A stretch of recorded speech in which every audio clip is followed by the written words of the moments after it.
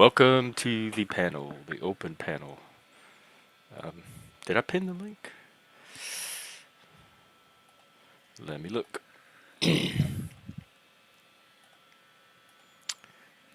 I've been watching. I'm reporting live from the Gen X Film Fest that's currently happening this weekend in Discord.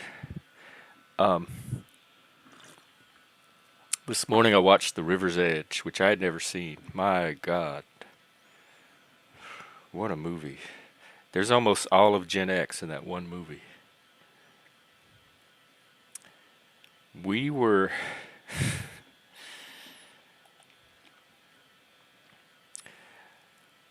and that's the subset of Gen X that constitute the youth culture. I think when you look at it generations, you look at the youth culture of that generation to see how oh, I don't think I did put the link, to kind of see the features of that generation. So a lot of these are high school movies. Today we're going to do The Heathers and Pump Up the Volume, a Christian Slater back to back. I would say River's Edge gives you like a more realistic realism look at Gen X, and that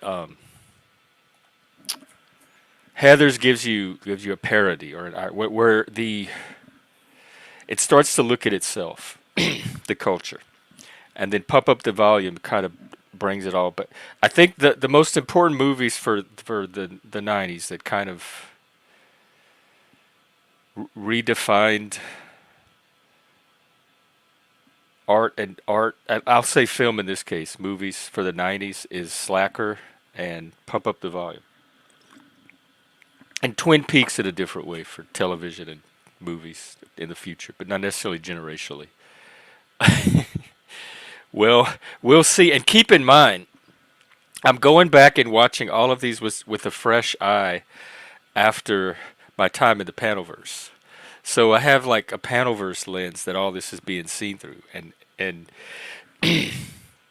Gen X was violence and sadomasochism, both inner and outer. That was our world. We're steep, like we were the children of hell. Satanism is Gen X, and the rest of the world is still. Maybe that's why I don't notice it, because it's the world that we've always been living in. So everybody's freaking out about societal collapse and the system is broken and corrupt. I had detached myself from the system in seventh grade when I decided to homeschool myself. I could see then that the system was not working for me, and I just did my own thing. And that's what Gen X did. That's why they call it alternative culture. The youth culture at that time was alternative culture. They had alternative music. If you went to the record store at the mall, they had a music section called alternative, where you could buy The Cure and REM and Nirvana, that kind of stuff. MTV had TV shows. They had 120 minutes, which was 2 hours of alternative music videos, once a week, and in contrast to the regular MTV videos. So that was an alternative set of music and visual culture. You had indie movies that started developing at that time too, were independent directors like Richard Linklater, who was he's right at the cusp of boomer and Gen X. He's like a very late boomer, precursor to Gen Xer.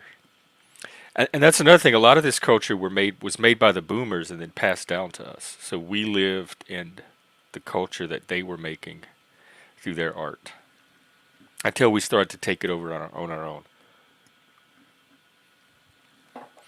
So I'd say like Razor's Edge, films like Sid and Nancy and Blue Velvet, which we watched last night, do kind of set up. It definitely sets up the violence, the nihilism, the sadomasochism.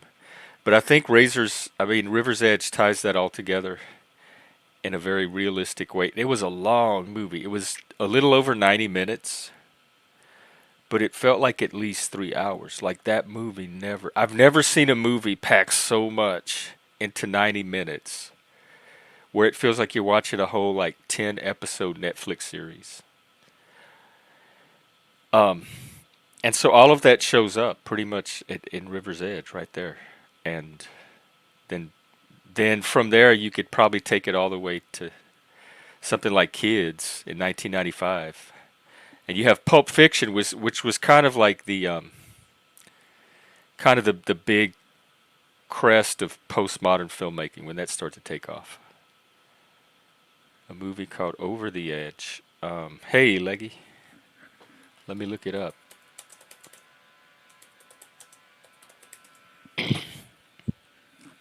1979, coming of age film.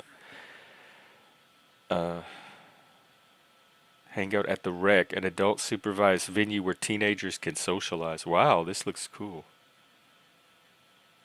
And there's a freeway sniping. I'll have to check this out because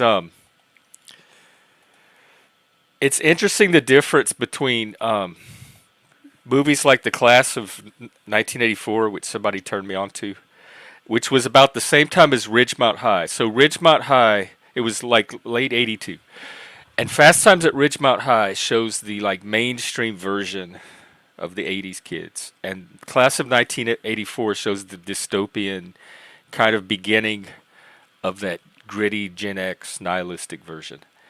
And but it has that '80s feel where it's kind of still staged and theatrical. The '80s took everything and made them into a musical without music, but it had that very stylized, um, kind of theatrical. You felt like you were watching a Broadway play blocked out or a Broadway musical blocked out. And it's interesting to see movies like that and then stuff like Heathers and Pump Up the Volume. And then later, a really good one in the 2000s is Elephant from Gus Van Sant. And contrast it to kind of those early high school movies. I think The Breakfast Club brings in kind of a more realistic sense of high school life, but it's from it's kind of more of a mainstream. I mean, you had that one outlaw kid. What's his name? Judd, not Judd Hirsch, the other Judd, Judd Nelson. And so even something like The Breakfast Club, to go from The Breakfast Club kids, Molly Ringwald, John Hughes, to something like Sid, the kids from Sid and Nancy, the kids in River's Edge, even Blue Velvet, the Laura Dern's character was still in high school. She was a high school girl getting involved in this really dark mystery. Um, that was a different type of high schooler. So we'll do those two movies today. And also, Joe, I notice you're here. Joe and I on his channel are going to he's going to talk about risk management. Risk management in general, I think, is a concept and has many applications, including managing a community, managing a channel, managing a business. But then, because he does stocks, he's going to tie it into investing. What's the yeah. I was definitely the nerd. I was the outlaw, like the bad boy, but probably more than anything at that time, I was the Ali Sheedy character. That was my Breakfast Club typology, because literally I didn't talk to anybody in high school. I had carried a book around. In my later years, I wore black, and if people tried to talk to me, I would just stare at them. And this was before I even saw Breakfast Club. I was doing this, and when I saw her in Breakfast Club, I'm like, yeah, I get it.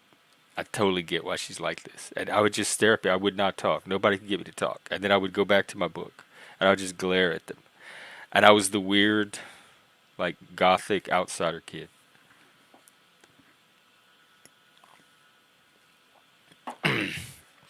Yeah, so I guess the whole point of this is we really are in a kind of a post-Breakfast Club world.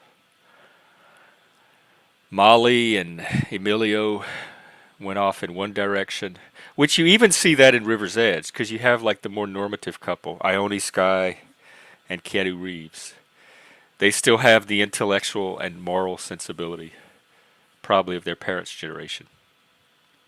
And then you have a bunch of spurged out, coked out psychopaths that need to be contained and not let loose anywhere in society. the goblin generation. So we're in that post Breakfast Club world of lost innocence. So I guess that's why I'm so unmoved today by all the complaints, because I'm like, duh, what do you think most of life has been? Where were you? Get with the program. I've been on that page. I've been waiting for y'all to catch up. But I've also normalized it and learned to live within it, so I'm not all freaking out about it like they are either. It's kind of like after the 2008 collapse, I was doing a lot of hiking and camping. I was deep in grief. I was healing from that, coming out of that. I just did not want to be around civilization. Like I felt most myself and most at peace and most in the act of healing when I was out in the wilderness. So I did a lot of camping and hiking, and I lived very minimally.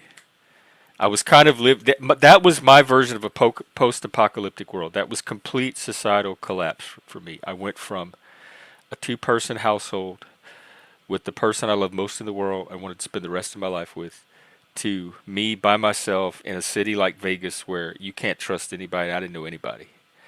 Um, and I had this hiking and camping group, and I just kept spending more and more time with them. So when the collapse happened, and people were losing their homes, and some people were having to live in RVs and in tents, I was like, wow, this is great. The whole world's gonna be camping now. Like what I'm having so much, I wouldn't say fun, but getting so much out of doing, and it was bringing so much positive benefit and like healing to my life. I was actually excited that yay, the whole rest of the world, we're all going to be camping together. This is going to be wonderful. The whole world can now go through this transformation that had started for me through scaling down to like a camping level. And that's kind of what I guess the black pillars, the doomers, the nihilists, the despairers, and this is cyber despair and cyber nihil, because ours was, if not real world, it was definitely an artistic nihilism. It was a response to the cultural products of our time. But then I guess you could say social media is the same for these kids. TikTok. Yes, Dazed is Confused. Richard Linklater. Natural Born Killers. That's on the list. Oh yes, Boondock Saints. Thank you for reminding me. I'm gonna have to add that one. We're journeying through the '90s, and we're gonna end up at all those cool postmodern films in '99 and early 2000s.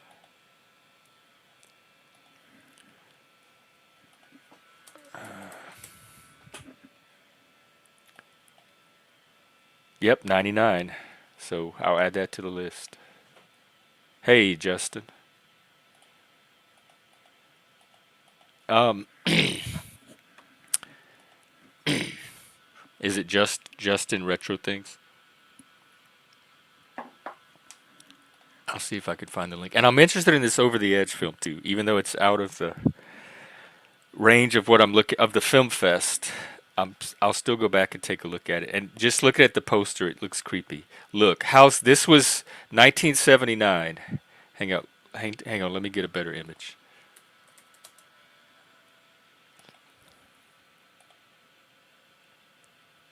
Oh, maybe there's not one. Well, this was the poster that came up on Wikipedia. And this was 79. How is this for a creepy generation movie? Look at these kids. Watch out for children. If this doesn't like pro, predict Generation X, this was our generation. We were the Goblin generation, and that was the people we were surviving. Like the River's Edge people,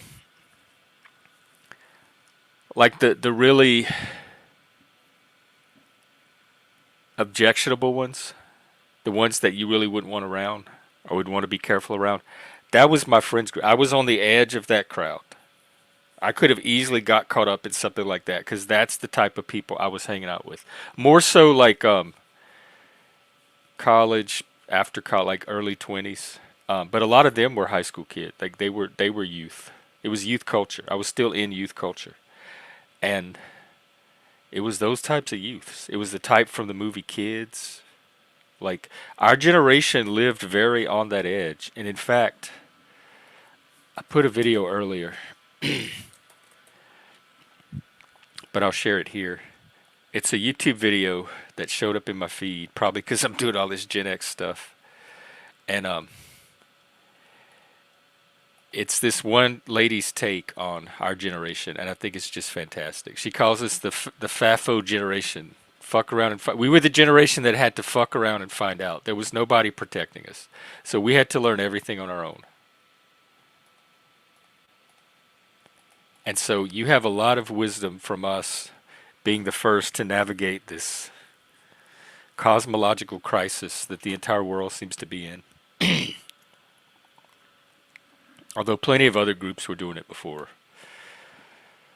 Like the Beats, the people in the 60s, the Romantics, of which I would include Romantic Satanism, etc., etc. This is all just a historical phenomena. If you look through history, it looks less and less bizarre. This is just our version of it. So, Joe, if you're out there, oh, cool. What do you do, Gen X? How retro do you go? Gen X is probably retro by now. It's probably vintage, if not antique.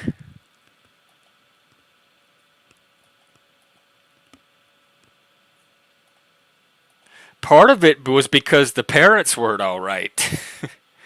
I came from a broken home, single mom. We had a stepdad for a few years and a step family, and that stabilized. Like that was the most stable that we were as a family. But they fought, so like they were not stable between themselves, and that rippled down to the kids, and that seemed to be the norm for my generation. Even in the movies, you see divorced families, you see parents fighting.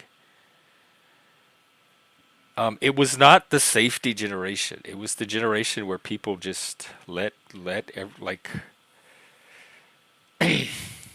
I don't know. We it was the real generation. We had the real world where people stop being polite and start getting seven strangers picked to live in a house to find out what happens when people stop being polite and start getting real or being real. And now it's the complete opposite, like everything else. Color blindness reversed, um, stereotyping reversed, and now it is um, where people stop being real and start being polite. And that is the opposite, the 180 degree pole, the apogee of Generation X and our ethos.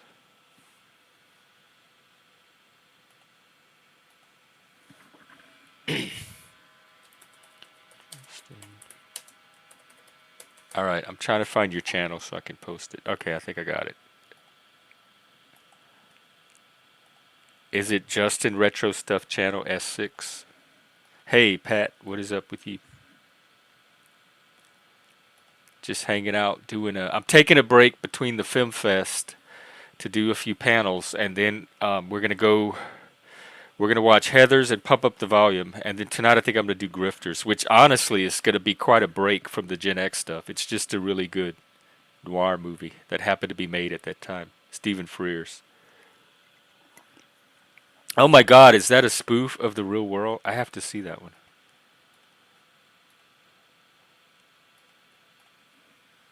Um,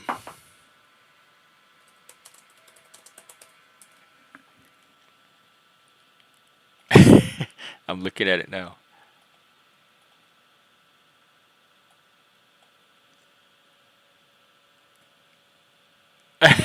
This is hilarious. It's like a ghetto real world.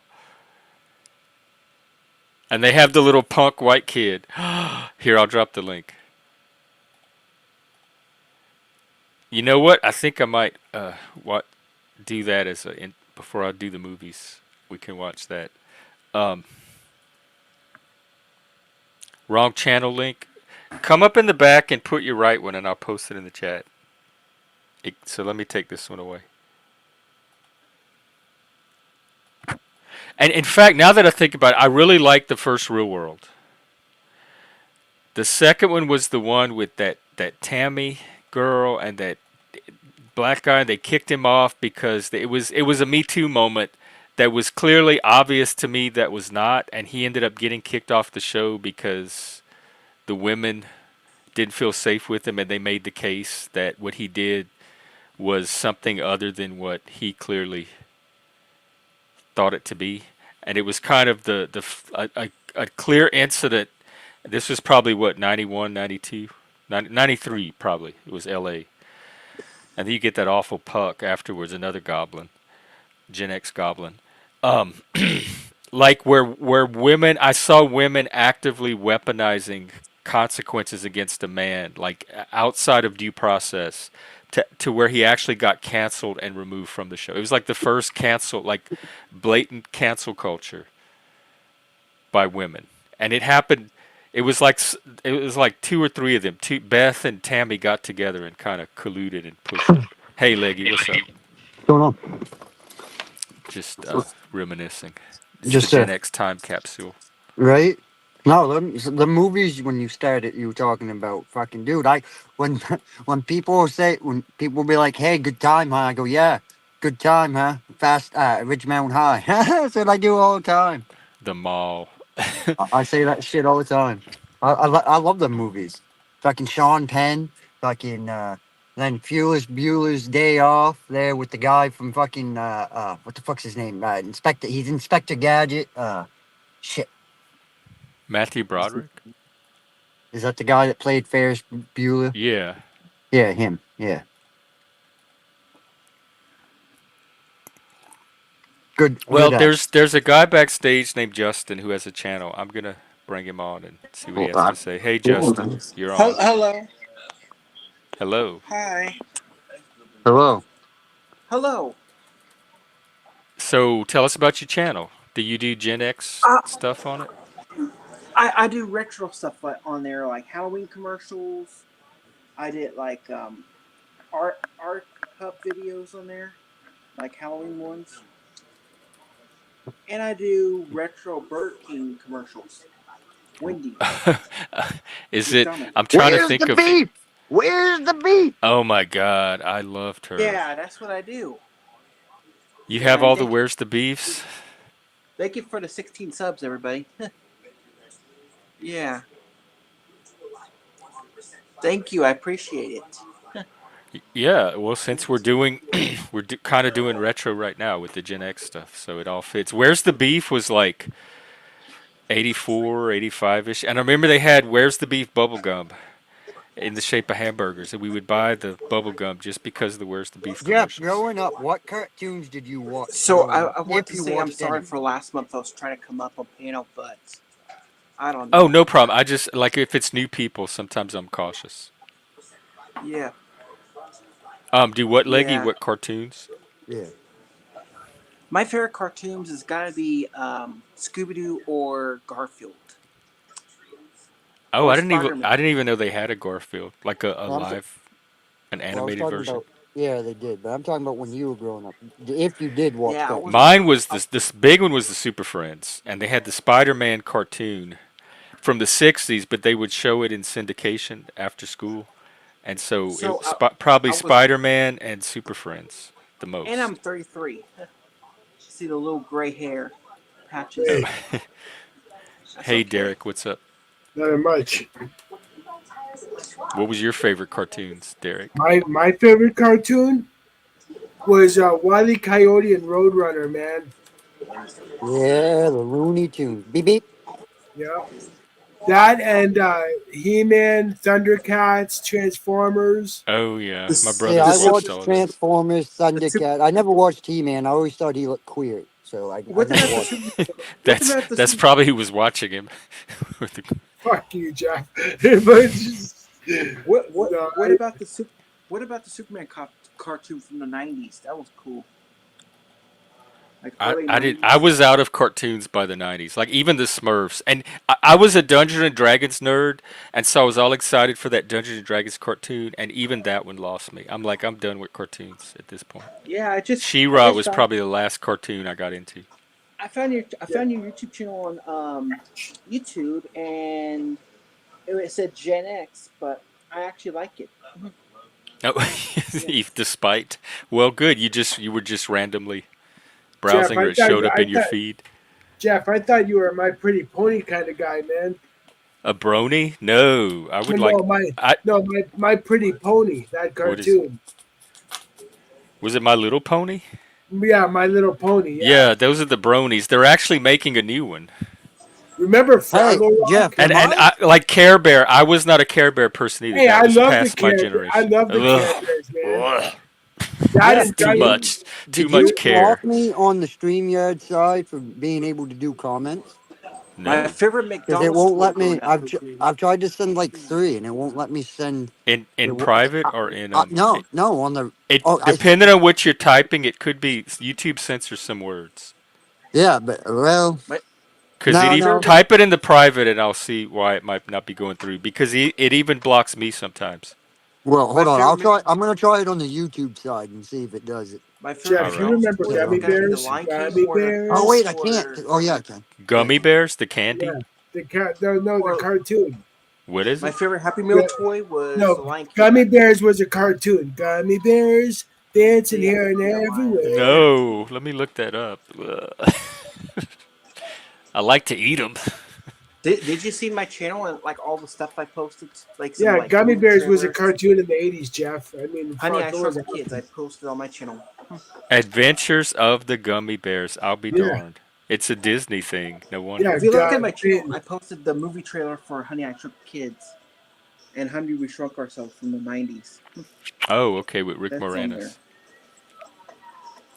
I'm gonna watch Gummy Bears Oh, tonight. somebody's playing something in the back, and it might be copyrighted. Oh, Oh, I think my roommate's TV is on. oh, okay. Yeah, I'm gonna take you off just in case, because it Is might pick up copyright. Oh, Gummy Bears dancing here and everywhere. Do, do, do, do, do, do, do, Derek. Well, good. It's good that do. I worried that stuff like the Care Bears was the beginning of wokeness, like Yeah, kindness and empathy and compassion over reality. GI. Yeah, what about G? Well, No, no, GI Joe. Bernie. Bernie Oh, was he came later, and Barney was the one that bothered me was that Mexican girl that seemed twice the age of all those other kids, and Oh she Did yeah, kind you of just ever? stood around. I didn't know what she was doing there, and I she Did was never you creepy to dug. me. have you watched the documentary? I think it was on Peacock about Bernie. No, I didn't even watch Barney. He made my stomach. You Yeah, know how like I sugar understand. is too sweet? It was that feeling in my stomach. yeah. He I was never too dug. happy. I never dug Barney at all, Gen man. X is not a Barney thing. I Barney is never. not a Gen X I thing. watched it when I was. I can remember. Like I was really. I was probably what kindergarten, and I watched it, You and were a that was Barney about it. kid. Well, Oh, look at kindergarten. That's because they would watch it in kindergarten class. look at you Like I can now. remember them having. Cause I can remember them A having Barney like the kid, all whole. grown up, right here. When I was in look, when I was in school, I can remember them having fucking the big purple fucking dinosaur come to the school when we were. You know what I mean? It was like because I went.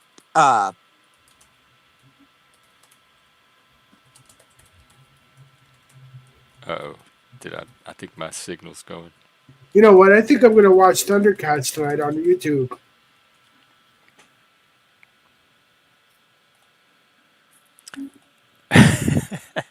Was that a video game? Or are you talking about like Looney Tunes? I used to love Looney Tunes and Animaniacs. Oh, Hanna Barbera. Yeah, that was what Yogi and did they do the Laugh Olympics? I used to love them. I used to love the Really Rottens, the evil team, of course. Yeah, They had Mowgli, the dog, Mumbly, or what's his name? He would laugh like that, and they had the octopus and that Morticia lady. God, I forget now. Remember Scooby Doo? I do, and Scrappy Doo, and they had Godzilla and Godzuki. I used to watch The, that the too. Berenstain Bears? But I did. We those were like I know them from as a book growing up. I don't remember the cartoon version. My favorite cartoon, probably maybe even to this day, is that Hobbit cartoon that would play on TV once a year. What?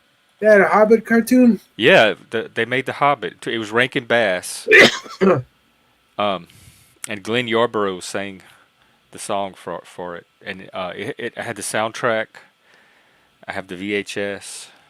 In fact, Internet, I might play that one day in the Discord. Internet God, HR Puff and stuff. Oh my God, Jesus. HR. I remember that, and the new Zoo review. My brothers would watch all that. Who remembers Sesame Street? We didn't grow up on that, thankfully. We just had Captain Kangaroo because we didn't catch PBS until we moved to another town that had it. We were out of the PBS zone. A is for Apple, B is for whatever. We had the Muppets, but they were like a variety show that came on Right. in the evening that adults watched. So I actually associated Muppets with something for grown-ups. You know what I didn't get about the Muppets is you never got to see the woman's face. All you saw was her socks. The Muppet Babies. Oh, the owner, Yeah. the Muppet Mommy. Muppet. I hated Miss Piggy though. If y'all want to talk about toxic femininity, You want to talk about a fucking stalker? Fuck. She taught a whole generation of girls that are Gen she X's is like, the yeah. ultimate Karen princess. Right? Weaponized Muppetism. She taught a whole generation of Gen Xer girls back in our day to be stalkers. Seriously. Empowered female. Bunch of piggies.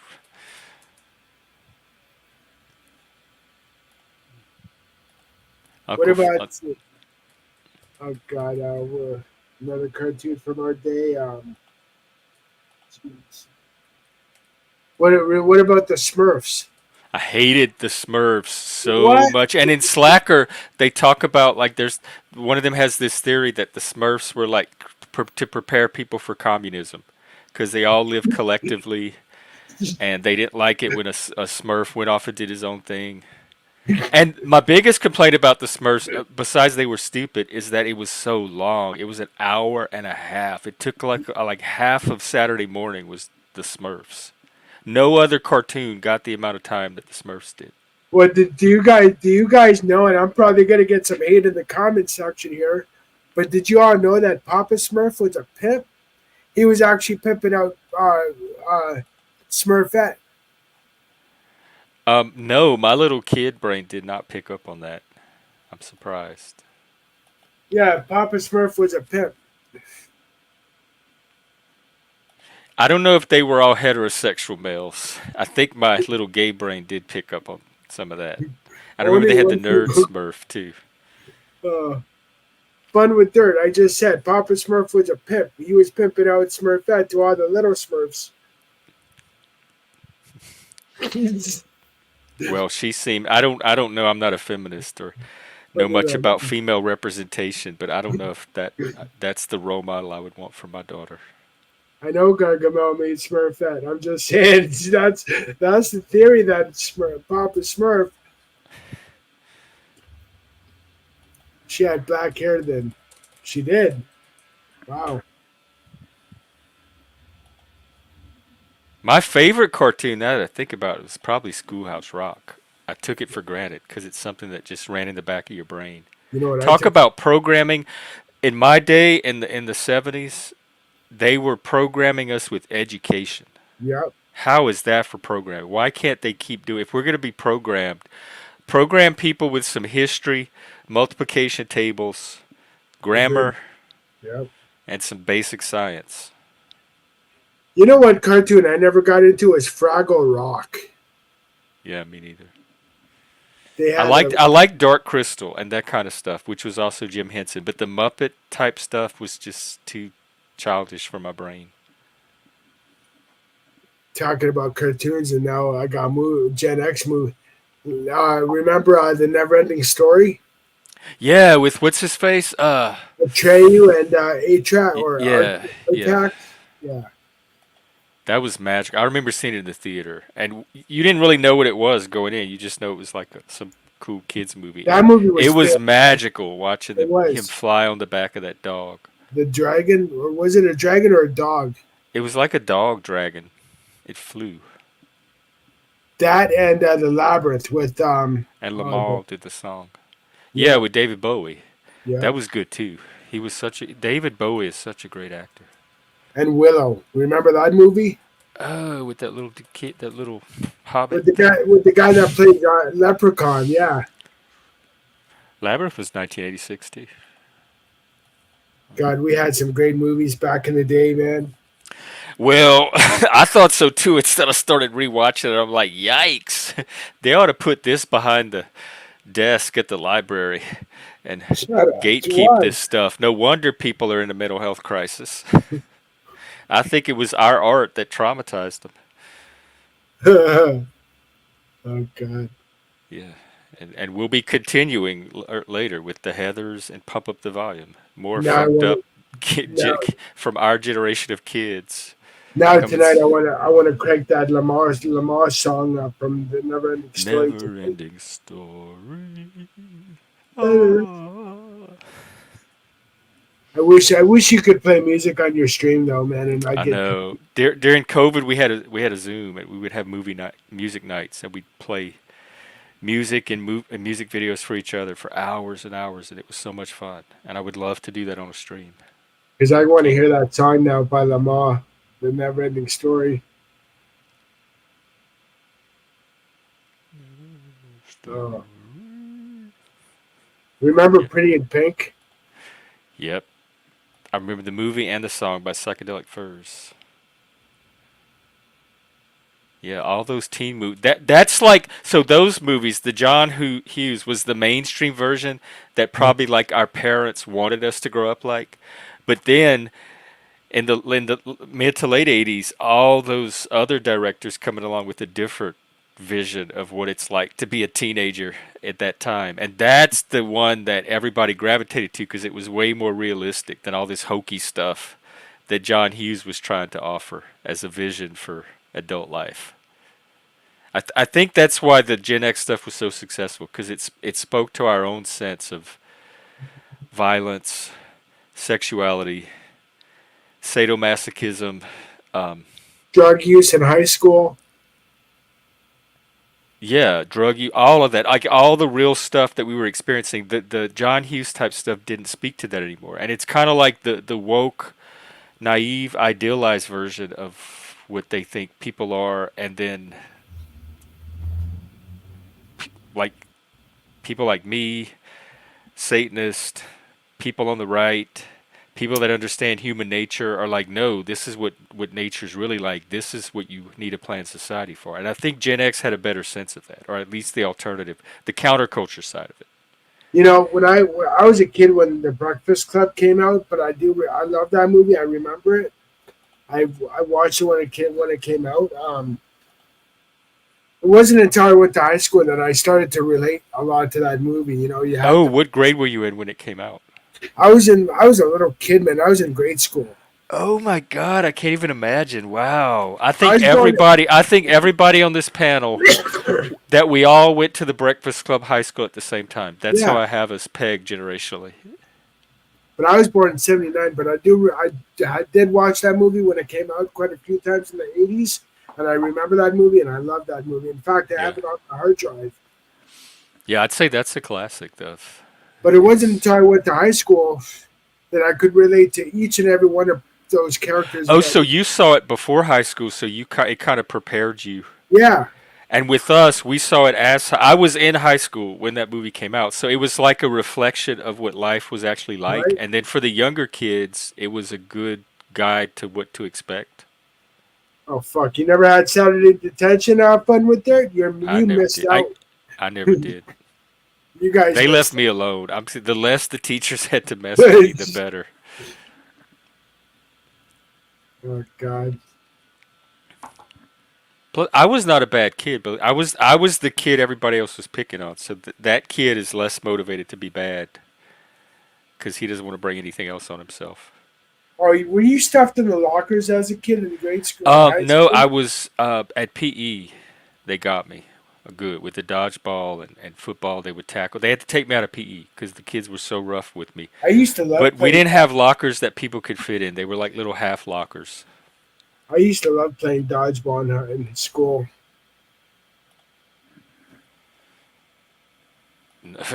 I mean, I entered it with a good sport, but I didn't. I'd come home with bruises, like all over my body, big bruises where they would pelt me. Like the whole team would just all target me all at once with the ball. So it'd be like all these balls coming at me once, and they'd like wind them up so that they would hit as hard as possible, and they would bruise me, and that's why they'd take me out of PE. Mr. Corridor, I forget his real name, but he just said, yeah. I think that was part of it because this was junior high, so it was around the time of puberty as well. Also, I was a nerd. That was another big part of it, and I was an outsider because I had just moved to that town. It was a small town, so I had all three of those strikes going against me, and so I was a very easy scapegoat. I can see Jeff fucking turning in the corner going, fuck, don't hit me, And I please. didn't know what like I had never been around people like that, so I didn't know So what to you, I didn't know so, to expect that or why they were doing it or why I was targeting. So I went in there like trusting that everybody was gonna act normal. so to you, they were aggressive. Okay, I got it. Yeah, and then at football we would do the flag football where you'd have to grab the flag, so it's not supposed to be tackle, but they would tackle me anyway, and the coach would have to blow the whistle and make them stop, and they would keep doing it. So I guess it was easier to remove one person than to try to figure out how to change an entire class of people that are all behaving the same way. Sacrifice the one to save the many. Which was cool because then I didn't have to dress out or exercise, and I got to sit in the coach's office and like help him grade papers or do paperwork or something while they all worked out. And he had a little window, so I could sit in the office and do desk work and look out of the window while they all exercised and did the sports. Yeah, we had a name for that back in the day. We called it a teacher's pet. Yeah, I guess so. It was, it was kind of a forced pet because I don't think the coach liked me much either. But he had to go along with it because the school made him, and so he was like just as unhappy with the situation as everybody else. So he had this kid that was kind of forced to be his pet, and there wasn't anything he could do about it. And then in high school, we had to take 2 years, and they put me with the football players last period, and I was the only non-football kid in PE, and I didn't have to do do the football stuff. I could sit on the bleachers and read my books while they practiced. I think I had to dress out and do jumping jacks, and then I could go put my clothes back on and get my books and sit on the bleachers, and that got me through 2 years of high school. Good. And then no more. I played high school football. I did not have positive experiences with football. Any sports, really. Like when the sport, because sports are supposed to be about teamwork, and when it becomes less about teamwork and more about like targeting this one particular person that can't just stop getting your attention, as we see even here in the Panelverse, now that I'm thinking about it, it's kind of like a game of dodgeball. It's high school. Maybe that's what I was reacting to because I find it so primitive and juvenile. It's the junior high and high school dynamics that some people Jeff, never grow out for of. some reason, my man, I can see you holding the gridiron metal things and letting the football team just take a run at you and hit those things, and you go you. Yeah, I don't know what's going on in football. Like autistic people, or my particular autistic brain has no business trying to play football. It's too much to keep up with what's going on around me socially. See, with What me, when I went to high school, I was both a jock and an academic and a stoner. So I mean, I I was was all over the damn place. Did you have friends from all different social groups? Yes, I did. That was another common Gen X thing. Like we weren't group bound. We very much moved between groups. It was very loose and fluid.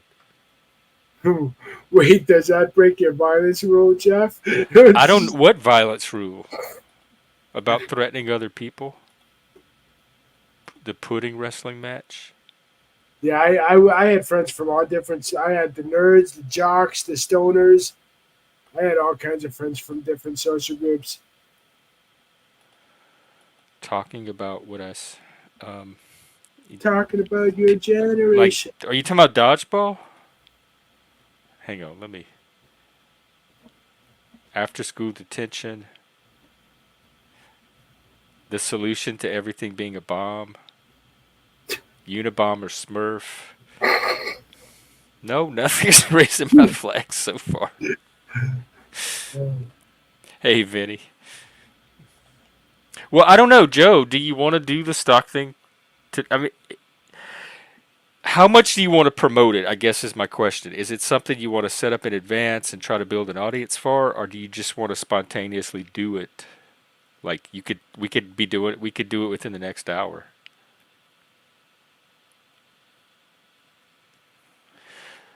Someone said they were having trouble with comments themselves, so YouTube might be eating comments this morning.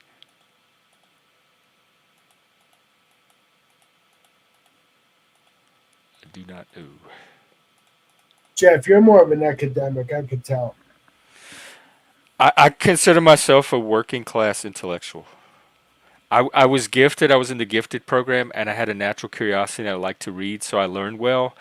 But I wouldn't say I'm a formal or systematic thinker in any kind of academic way. I'm an autodidact, and I pursue my own intellectual interests wherever they lead. So I have whatever I've learned from where that's taken me, whatever's fallen inside my attention tunnel and has caught my attention. And I bet you were very good in Monopoly. Cosmic Monopoly. So do you want to do it today then, the stock thing? We also have tomorrow too if you want to promote it. Like have a day to I guess that wouldn't be spontaneously doing it. Cuz I would say just do it now, like come up and do it now, but the idea was you were going to do it on your channel kind of like cuz it's your brand and then I was going to restream it back here. So we could do that. We could just end this stream and move over to your stream and then I could restream it back here.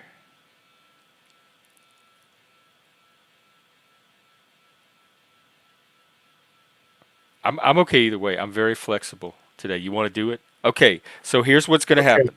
This stream is going to end, Okay. and I'm putting Joe's channel. He's going to start a stream on his channel, I don't know if I'm sub to Joe. and then I'm going to go over to his channel and be a guest on his show for about an hour talking about risk management, and I'm going to restream it back to here. So you'll be able to watch it either from this channel or from his channel. Okay, give me a minute to get onto your channel there, Jeff. And Joe, once it's set up, I'll put in the Discord too, or you can pop it in there. All right, so let me pop it in there. Oh, yeah, Jeff, pop it in there. Oh shit! See, that's a Gen X thing. That could have been a line from any of our movies. Fuck! I just had to say that there, Jeff. All right, In fact, we should all, like the Gen X people, should all get together and try to write an actual Gen X movie from that time, but put together by Gen X people of today, and see what we come up with, like an update, Gen X update. What are the Gen Xers? What's in their psyches today? Let's see what their art reveals about them. Oh, you don't want to know what's in my mind, Jeff. I've had people tell me that before, and when they tested it, sometimes they were very right. I've learned not to open those doors. All right, I'm gonna wrap this up, and Joe, like I don't know, 5-10 minutes or so. I tell you what, just send me the link on Discord when you're ready. Okay, I will see you guys over there. Okay. Yeah, about 10 minutes, he said. All right. Okay, bye. We're moving over to Joe's in 10 minutes, so I'm gonna end this and then see us over there, or hang out here, and I will restream it here. Either way, I'll see you all then. I'll see you over there. Take care. You too. All righty, here we go. See ya, Joe's Risk Management.